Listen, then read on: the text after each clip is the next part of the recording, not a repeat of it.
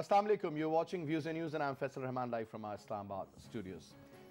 Today's topic is not politically picked up because this is not a political program. But interestingly, once we'll share the topic with you and we'll start talking about it, there are certain factors which are so important that they can only be taken care of politically. I'm talking about the major threat, not only to Pakistan but to the entire globe. A lot of people say it's not terrorism actually which is the real threat being faced by the world at the moment. It is the global warming and its effects on all these major countries. And then according to certain reports, there were certain countries which were listed as those which will be the most affected countries, or rather, let me put it this way, they'll be very vulnerable. And interestingly, when you talk about our own country, which has a population of 200 million, I'm talking about Pakistan, which is considered to be one of the most vulnerable in the top 10. And interestingly, in the coming years, in another 15 to 20 years from now, this is going to be ranked among the top 3. Either it is going to be at number 2 or number 3. Now, we all do understand what is this phenomenon of global warming. The global weather pattern is changing. We can see that the winter, when we were growing up, used to be very severe even in October and November. But this time you have noticed, let's take the example of this particular year. There was this delay in rain. The kind of extreme temperatures which we used to witness in December, they've gone down to the end of January. February is different. So when you talk about one aspect, that is about agriculture, since Pakistan is an agro-based country, certain crops, they are getting affected. Certain vegetables and fruits, they are also getting affected. When you talk about water issue, that is of prime concern because a lot of water is being wasted because Pakistan is not building any major dams, whether you talk about mega projects or even the minor projects for that matter. Whereas India is really capitalizing on that. I was reading something very interesting. A country like Morocco, they do understand that there's going to be an acute scarcity of water, so they're really working on that front. Now let's move on to the other aspects. As far as economy is concerned, let me give you a little example. 2010 floods. What happened at that time? We lost clean water that was worth around $120 billion, about 45% of our total GDP. Can you imagine?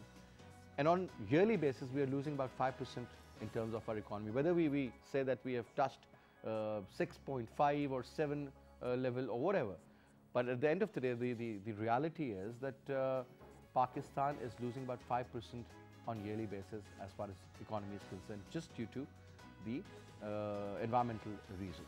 Global warming, environmental change, changing weather patterns. It is also believed that the shift, when you talk about monsoon, that is a very known phenomena of rain in this region, that's shifting from east to west. Those areas which used to receive rain around 1 mm or slightly more than that in a year or maybe in 2 years at times are seeing and witnessing floods at the moment. The spell for snow has so been prolonged. It used to be in December, mid-December, but now you've witnessed it's in January. I mean, these are the facts which are happening on almost daily basis. If you remember, the former presidential candidate, Mr. Al Gore, who lost to Mr. George W. Bush, he has written quite a few books, written so many articles. He's also made a very interesting documentary about global warming, in which he said that terrorism is not the major threat to the world.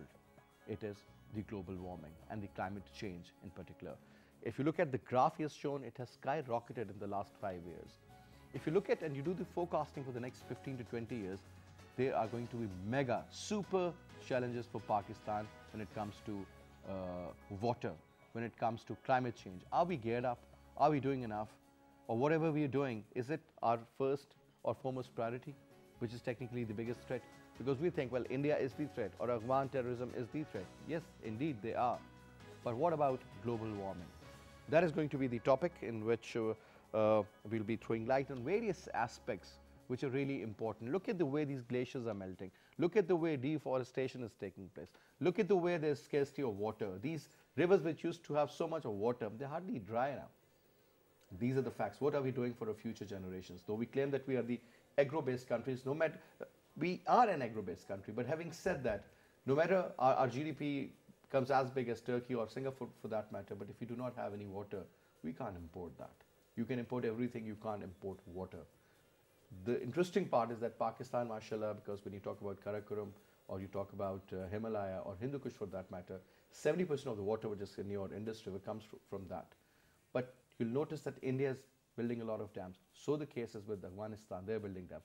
Trying to not stop your water, but since you're not utilizing it well, so they have a right. Because those countries which are situated above you, and in particular in the northern side, they have a right.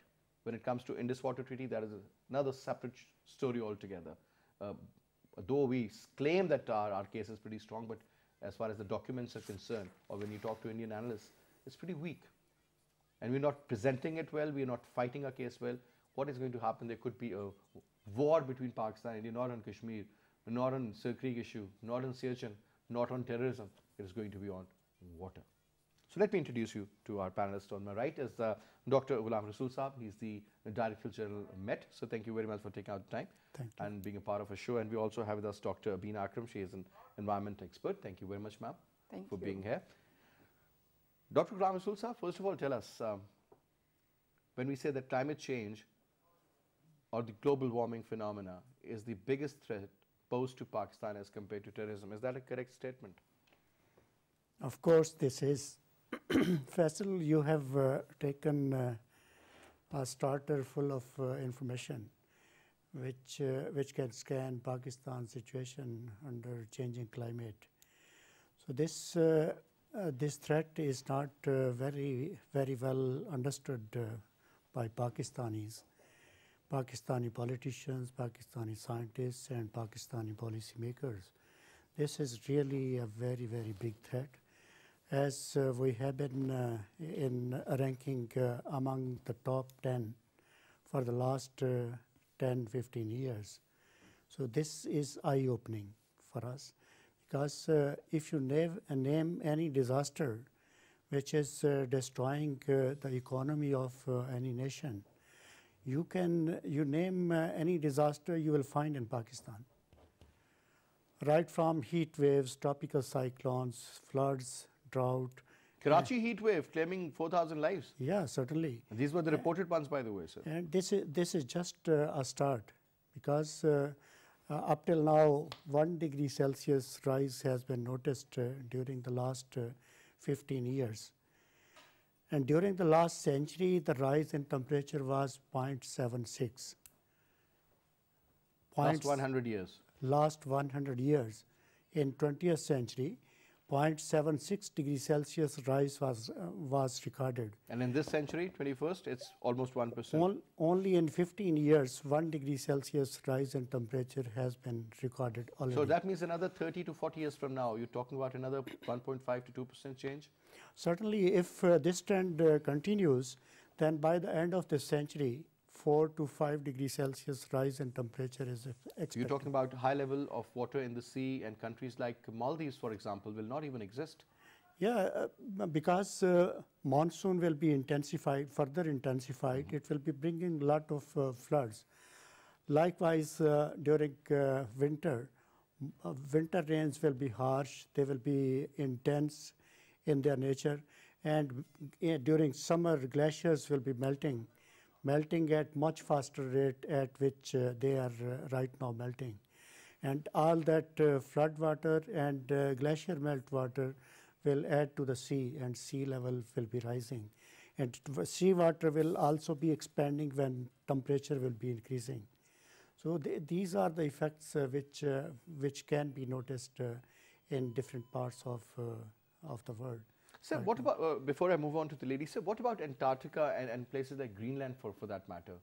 What's the situation like out there? Greenland glaciers are melting at the highest rate in the world, and then followed by Himalayan glaciers. Okay. Himalayan glaciers are, we are custodian of Himalayan glaciers, part of that. Western Himalayas in Pakistan jurisdiction. And likewise, Hindu Kush and Karakoram. Some of the Karakoram glaciers, they are right now stable, are some of them gaining mass. But most of the glaciers, there are more than 7,000 glaciers in Pakistan geographical boundary. But most of them are melting at a much faster rate as compared to the past. All right. Yes. Now, ma'am, when we talk about, let's start off from the Bay of Bengal. Let's talk about this monsoon pattern. We all know that it used to rise and go up into the Himalayas and it would rain, and we would experience a certain level of sometimes flooding, or we would wait. And that concept of Sawan was very much Indo-Pak concept. Very romantic. Yeah. Now, unfortunately, what we have witnessed, either there's a lot of rain causing a lot of floods, or there is a drought. Yeah, exactly. Why is that so? Nino, El Nino. We have to explain it in the scientific terms that there are certain patterns which are normal, but when they exceed that and they start affecting the country's economy, people's life, demographically, the things change. When the monsoon is very tough in our country, it displaces so many villages and it totally smashes. So demographic change as well. So rightly, from romantic to non-romantic, rather disastrous way. But I'm glad that you touched the topic in a very sensitive way. I was afraid that we are not going to touch the political things, but climate is political as well, because there are so many factors which are affecting that they are directly related to how we deal with other countries and how the Committee of Nations, they come together to remedy the things. Kyoto Treaty, very old one, but still we have some of the We'll also talk about Paris Accord. Yeah, exactly. That is very important as well, because now it seems that Americans, they're backing out, though they are the largest contributors of CO2. And our glaciers too. If I am allowed to speak, I will use very softer tone, but the reason I know that the carbon deposits and whatever is there, which catches more of the warmth, and glaciers are melting, it's because of the reasons, political reasons, right? And we have to think about all the avenues wherever we can address that, right? Mitigation and then adaptation. Well, when you look at companies like Tesla, for example, in California, or the production they're doing in Europe, for that matter. Now, the point is that they are so sensitive about even, they'll return those cars. The Americans would send those cars back to Japan or Europe, for that matter.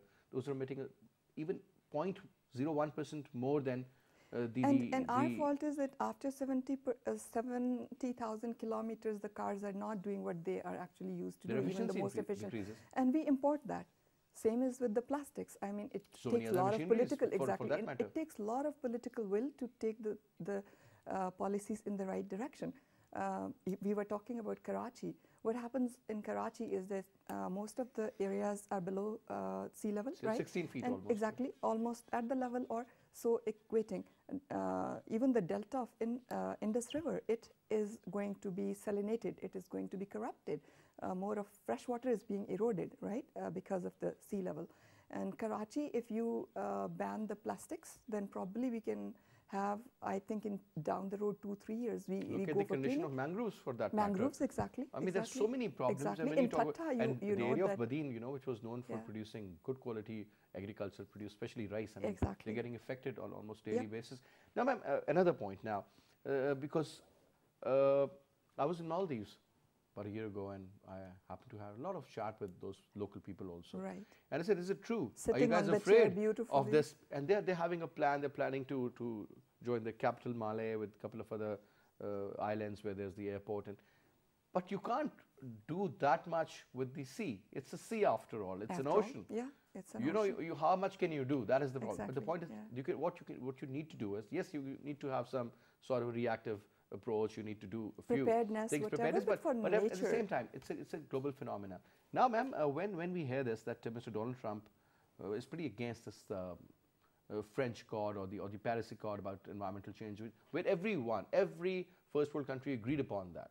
Obviously, Pakistan has a little contribution to the global climate change. Exactly. But when you talk about countries like China or USA, for that matter, or even EU, or anywhere where there's production taking place. Right. But when we compare ourselves, they're getting into high-tech industries, and they're really trying to make sure that emission of CO2 should be controlled. Carbon credits. But over here, you just look at, there were more than 4,000 places where they were making baking bricks, I would use. Right. And they use the rubber tires as fuel. Why can't we even put a check at that level, ma'am? Forget about the global. You always outlook. have to give Faisal the alternative, right? Whenever you are trying to remedy something, I give a little example. If you are trying to save the forests in Gilead, right, or you are going to plan the Ziyarat forest junipers, right, you have to give the alternative energy to those people, right? The same is the way that bricks are going to be baked, right? What else you are going to give them? You have to plan that. Think about natural gas. We have more than enough, but I don't know, whatever political reasons we have, we are not having it much for our Now, homes for the last even. couple of years, we are For witnessing homes even. gas load shedding. Yeah. Exactly, not for our home, for cooking too. You have to fetch the bread from the market. And Bricklands, obviously, they are producing lots of soot and lots of. And that is just one example. One example, exactly. Dr. Saab, when we were having a cup of tea in the office, we were talking about a very interesting phenomena that I was telling you, that next to a park, normally whenever these sweepers, they clean the area, they gather the leaves and they put them on fire. And then people in that park couldn't even breathe. I mean, don't you think it's important to take the corrective measures, but at the same time, the mindset needs to be changed? Don't you think so? That is something which should be inculcated in our curriculum, and kids should understand from the word go. Social change, social behavioral change. Yeah. How do you see that aspect? Yeah, it should be. It should be. But let me tell you about this burning of residue or the garbage. In the past, when the nights were very cold, frosty night, to avoid frost, this smoke was generated early in the evening. That smoke was making a layer, a thick layer, that was not allowing the earth to re-radiate to the atmosphere. So that was avoiding the frost deposit on the vegetables, on the small crops. Okay. Farmers used to do that remedy for frost protection. Well, that was a formula. Yeah, that was the formula. But what these small things are happening, these are not making a big contribution. We should take care. But deforestation, which we have done, that has been a crime. Because the trees are the sink of carbon dioxide. So there are timber mafias in northern areas, in KPK, in Gilgit-Baltistan for that matter. Yeah, rapid melting of glaciers is due to deforestation. Dr. Saab, I was reading an article, and I just shared that earlier before the start of the show with you, that when Pakistan was created, the Azad Kashmir was 40% forest. Now it's 4%. It's increased by 10%. Look at the population growth, and the size is the same, but this is what we have done. I would to again a forest. say that you 4%, have to remedy. I mean, that's crime, sir. Certainly. And another phenomena which is right now invading us, that is urbanization. Because of this population surge, the people are converging to the urban centers. Correct. And the size of the cities and the towns is increasing, and at the cost of agricultural land. Those fertile lands which were growing crops, which were vegetated, those surfaces are now metal. These are under the housing societies. So and that trend is not going to end. This is surging right now. And everybody, farmers are not interested. Look at the way the cities are expanding. Farmers are not interested in cultivating their farms, because the return from 1 acre per annum is one of the lowest in Pakistan, by the way, sir. Yeah. 0.5 or 0.6 million. But if you take that 1 acre to the housing, you are earning a lot. So therefore, the farmers are also interested to. Yeah, agricultural areas are being converted into residential areas, and that's happening on a regular basis. But ma'am, another point. Now, let's talk about a couple of provinces, KP and Balochistan, for that matter. Right. There were certain areas where they never witnessed rainfall as such. Rain was something which was very scarce. But now we see flooding in those areas, and actually, interestingly, the terrain is not even meant for that. I mean, there's no natural river or something or a flow. So that's why the water gets spread everywhere and people are underwater for months. Right. Why is it changing? Is it actually shifting from the eastern side towards the western Side, And look, yeah. I mean, when I hear that, okay, there was snowfall in Saudi Arabia, that really Right, shakes exactly, me. And then shakes we hear that, okay, there was rain in the deserts Not only shakes of it, UAE. jolts you. What exactly is happening, ma'am? And why is it happening? It is part of that whole global phenomenon, which is just unavoidable until and unless every every nation takes it as a responsibility to contribute to that. Yeah, it just jolts you like, okay, we never saw that, and one time you are seeing that, and next day when the snow is melting in Saudi Arabia, then there is a lake. Obviously, people are going to look at that like, what? Lake in Saudi Arabia? Okay, it is there.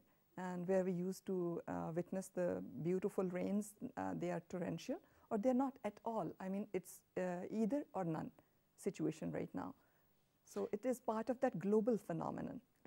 And certain countries are being even in America, different threatened. For example, let's talk about few areas: Manhattan, New York, Holland, Bangladesh, Maldives, Mauritius, certain areas, Pakistan in general, Badin and all.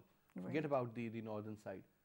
They believe that after a certain time, let's say, because that time which they anticipated a few decades ago, now because we haven't done much, so preparedness. if there was Yeah, 50 years at that time, that is 30 now at the moment as we speak. They would be underwater because you can't control the seawater. It's Yeah. like a tsunami that is going to come in. Exactly. The only thing which can remedy is the preparedness. You know that disaster is going to strike, but you have to prepare for that. You have to, from early warning systems to whatever it needs to be to relocate the people or provide the alternatives to the residences or whatever, it needs the preparedness. Preparedness itself is a short word, but it has a very elaborate sort of comprehensive policy needing thing, which we haven't done so far. What about the cloud burst? This phenomenon is pretty new, and flash flooding in certain areas. It have been occurring before as well, but in last decade probably we are seeing it a bit more. But cloudburst is a phenomenon which it can existed, happen. but don't you think it's getting very regular now? Because maybe the condensation of the clouds, condensation in the cloud is more now. That can be a reason, but that was happening before as well. All right. Now, Dr. Saab, a couple of more points. Since we talk about security, you know, when you talk about the security of Pakistan, obviously the first thing which comes in your mind is the eastern border, then the western border, then the internal security, and then the sectarian upper border violence. and lower border, every border. And you know, you primarily you have that kind of a threat. But when you talk about energy threat, you talk about water issue. You talk about, when you talk about water, obviously agriculture is going to get affected directly. Then we haven't done much work on value addition, and neither on the increase of per acre yield. I mean, subsidizing a certain urea doesn't mean that you're actually giving them something very interesting to play with. But these are short-term policies, short-term. Yeah. This is a short-term approach, basically. In the long term, sir, energy, we do understand we can produce it whether we use coal or we use wind or solar for that matter, or let's say we remain on thermal import. But so when we talk about water, okay, that is very cheap because we're talking about cheap electricity, so cost of doing business goes down. Economy is directly related to it. You talk about agriculture. This time we have seen negative growth in our agriculture for various factors. Let's not blame the government for that, but for various factors. And then you talk about water scarcity. So look at the way the water table has gone down. There was this trend that it would flow. I'm talking about the water which is underground, used to flow all the way from the Indian Punjab towards Pakistani Punjab. But now they're extracting, let's put the word extract there, extracting so much of water that the table is going and shifting upwards in a negative way. At the same time, you talk about the Indians and the Afghan government, they're making a lot of dams. What kind of a future do we have for our kids, sir? We can't live without water. Let me start with water. Water is, in fact, the first victim of climate change. And we all believe that water is life. Indeed. Yeah, fresh water is the When first. water is so central, think about it, it will, the nations which will be having sufficient water, those will be considered the richest nation.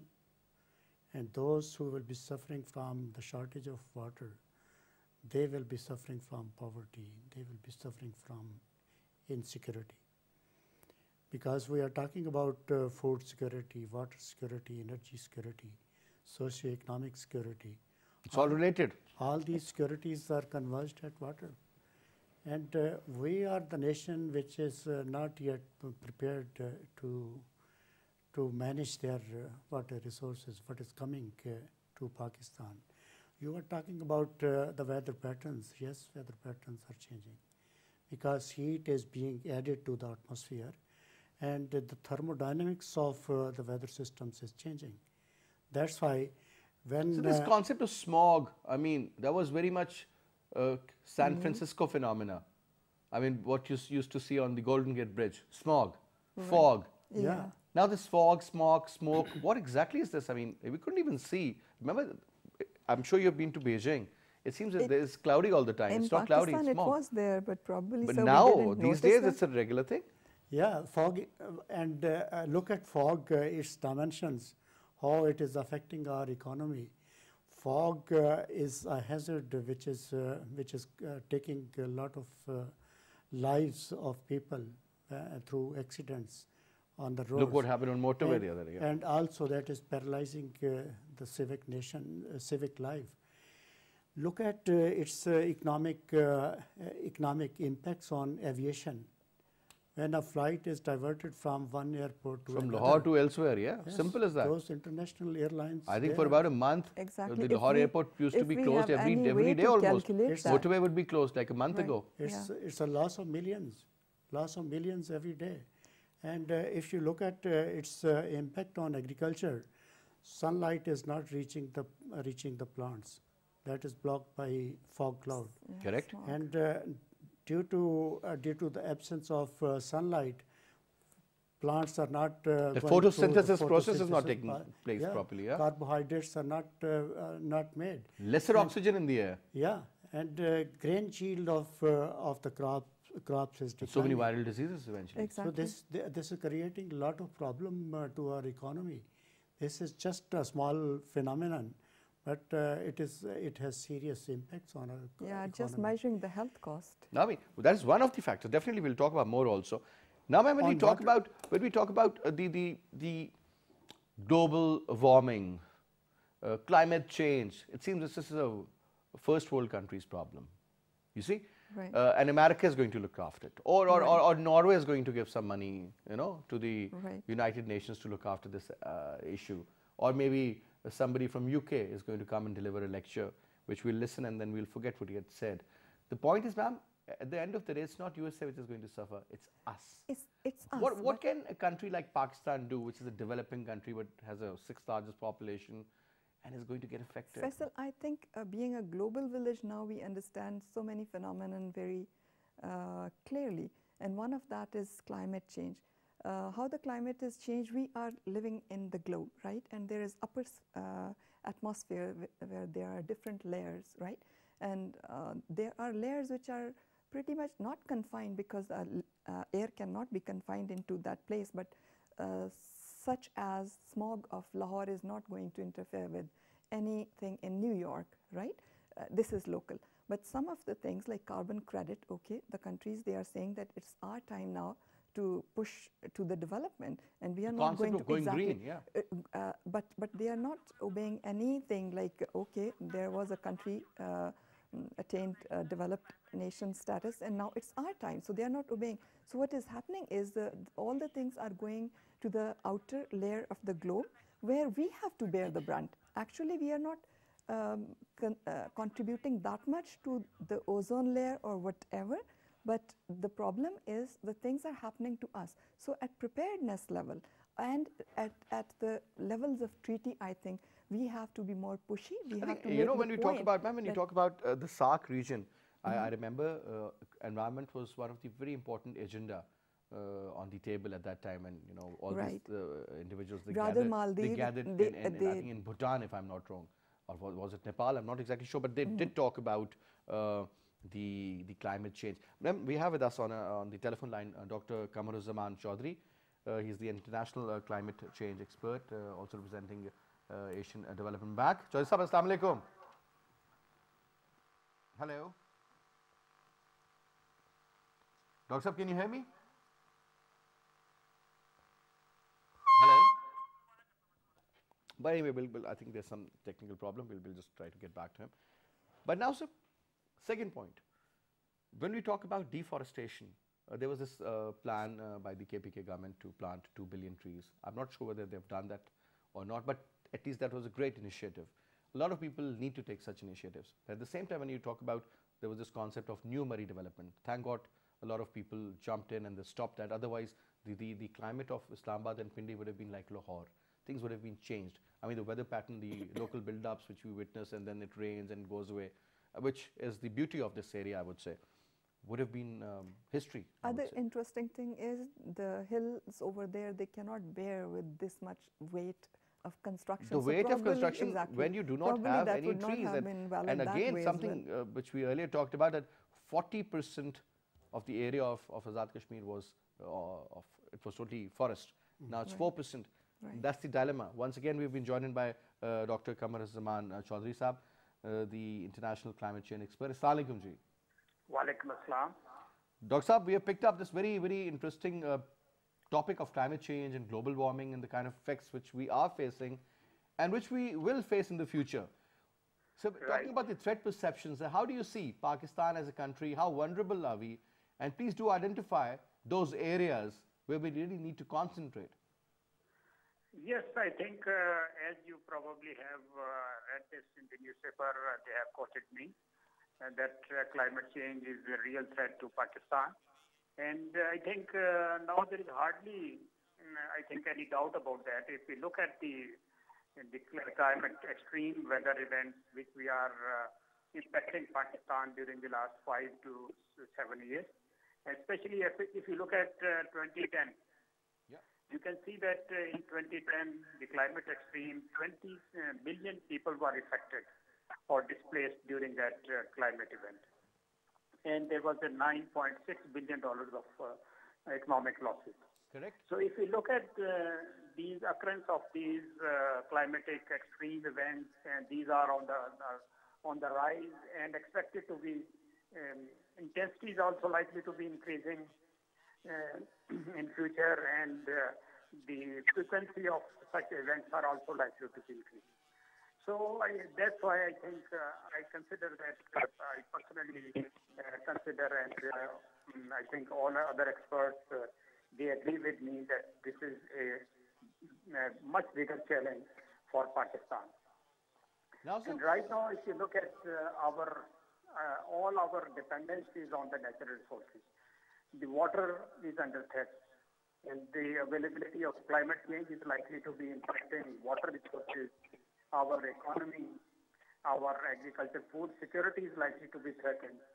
Absolutely. And energy security is also likely to be threatening, because Pakistan is getting about more than 70% of water is dependent on the glaciers melting. Correct. Snow and glaciers melting. And these resources and the reserves are likely to be impacted from the global warming and climate change. So with these, I think we need to take care of our water resources. We need to have the conservation of natural resources, which include water also. And we need to look at we need to ensure the food security, because the climate change is likely to be, all the studies recently conducted. Absolutely. And plus, I mean, whether we talk about various diseases, we never have heard about them. These are new phenomena, various viruses, various kinds of flus, for that matter. But Barusa, since we're talking about now, let's talk about some remedies. I mean, because it's a huge subject, we just can't cover it in one show. Remedies. I mean, a country like Pakistan, what do we need to do? I mean, obviously we can't control what is happening in the atmosphere, because our input is very little. But what can we do? What do we need to do in order to do whatever is necessary on the immediate basis, sir? Yes, in fact, you are right. First of all, we need to be part of this solution. We should not be aggravating the climate change further. We need to be looking at the renewable energy resources. Energy conservation is required to be undertaken. And then I think we need to see the conservation of natural resources. and particularly the water resources. So that are likely to be under threat. And everybody needs to be contributing this conservation of resources, which included energy, water, and other natural resources. Yes. All right, sir, thank you very much. One area, I think, sir, which is of prime concern. We are the 6th largest. Somebody was telling me the other day we're not 6th, we could be the 5th because we might have crossed the population of the Russian Federation. It is possible. All youth. At least we are growing somewhere. Somewhere, but ma'am, that growth is, it's just like a tumor is growing, you know. It's not the size of my muscle or my bicep that I should feel good about it. It's a tumor which is growing inside me. Maybe people feel that, you know, you look very healthy because you're gaining weight, but the gaining of that weight is actually getting me closer to death. Now, the problem is, in this particular scenario where we see that there is political rift among various political parties regarding the making of dams. I mean, the last dam which was made was in 60s. Hardly we hear about the raise in the height of the walls at Mangalore Dam or elsewhere. We're not making any dams, whether small dams or large dams. Politically, there are issues. I think that is one area that needs to be understood, and a lot needs to be done on that front, whether it's Kala Bagh or Pila Bagh or Neela Bagh. Exactly. That despite whatever the name from is. this platform, we are requesting the political parties that please, for country's sake, forget about your differences in It other is not going to happen, ma'am, exactly. because this is so politicized. I mean, NP has their own issues, People's Party has their own issues, But Punjab has their own issues. at least At the end of the day, we do not as consider ourselves as a activists, single we unit. can But ask we are Pakistan, and at the end of the day, Pakistan matters more rather exactly. than This a is certain your city. home. Or This is our look at home. what the Chinese have done. I think that should be the right approach. Yellow River, this I've used seen to that river. It's like a cause sea. the All flooding. tankers flowing And Three Gorges Dam, which Amazing. is So many people were displaced, but at the end of the day, they are producing around 30,000 megawatts of electricity. Yeah, and they have prevented the flooding And as they well. Exactly, that's the beauty about them. Yeah. We are already reached water scarcity level. Water scarcity level, less than 1,000 cubic meter per capita. So you can well imagine, it In used to be 6,000. Yeah, in 1950s we were more than 5,000 cubic meter per head. But now less than 1,000 cubic meter per And head. the best part is, sir, look at the global population. I was watching a movie called Inferno. Quantity of and the water best is part not was reduced. that the way they were calculating the population growth, because the Earth is not increasing, the size of Earth is the same. I mean, the countries will not grow yet. It won't happen that Pakistan has a certain size and, you know, we'll expand one fine morning because the population has increased. We need to understand that when it increased from 1 billion to 2 billion, it took them over 90 years. Now From doubling 2 to time 3, is 3 to 4, reduced, now yeah. 6 to 7, and then 7 to 8, and now 8 onwards, 8.4, it will be done within 7 years. 7 years, yeah. Now the point is, if you keep multiplying that, say another 15 years from now, we're talking about climate change, we're talking about more production, more products needed, more pollution, and we won't change our lifestyle because we won't walk. We need a car even if we want to go and travel 1 kilometer. We're not Even if we have to go for a walk, we would. Ma'am, there was this very interesting Exactly. documentary. You know why these kids in Holland are so healthy and so physically fit and so productive?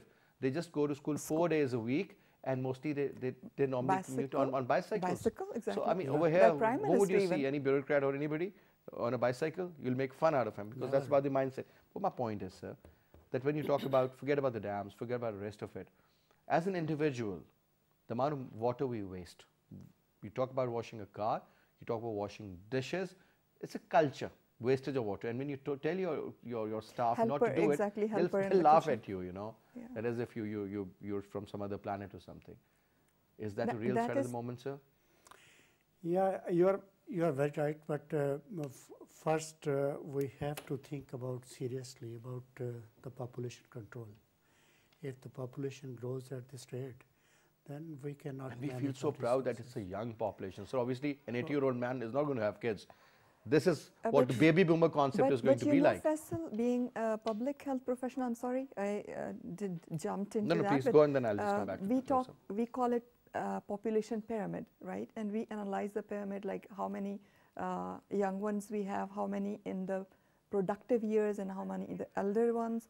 And Pakistan right now, where we stand, is the point where the developed countries availed their younger populations, right? Working hands. You have the productive hands. Productive, full of energy. minds. Exactly. Yeah. You have to capitalize. You have to develop the skilled labor. You have to actually identify where we need the skills. CPAC is coming, and we are short of labor. So why we are going to blame anyone else for that? We should have been Because having you've that never worked on your Exactly, we human should have- capital, unfortunately. Exactly.